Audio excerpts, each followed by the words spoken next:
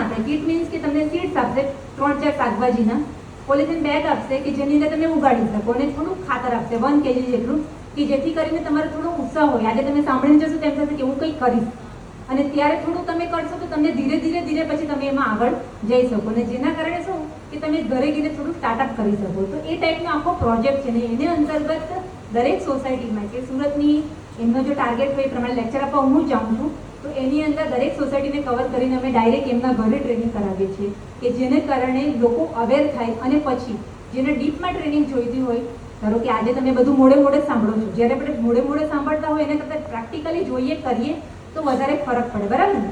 તો એના માટે અમે ઓફિસ પર ટ્રેનિંગ રાખીએ છીએ. 2 થી 3 દિવસની હોય.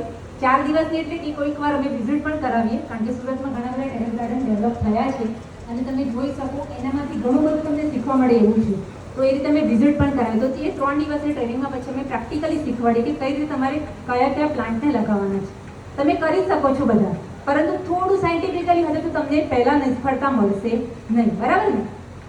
જેના કારણે આ ટ્રેનિંગ અમે કરાવીએ. હવે બીજી વાત આવે આપણે મીડિયાની. સૌથી સારામાં સારો ઇમ્પોર્ટન્ટ ટોપિક કે જ્યારે આપણે ખેતરમાં કરતા હોય તો એમને બીજ નાખી દીધા કે પાણી મળશે એટલે ઉગી જશે, પરંતુ જ્યારે બાલ્કનીમાં એટલે કે તમારે કોઈ કન્ટેનરમાં કરવું હોય તો એ તમારા માટે એક ચેલેન્જ છે કે તમારે એ બધું વાતાવરણ એને તમારી કોથળીમાં આપવું પડશે કે જેથી કરીને ફ્રૂટ તમારું પ્લાન્ટ જે છે એ વ્યવસ્થિત ફ્રૂટ તમને આપે અને ટાઈમ પર આપે, વ્યવસ્થિત આપે. તો એ માટેનું મીડિયા આપણે રેડી કરવું પડશે, અને એનું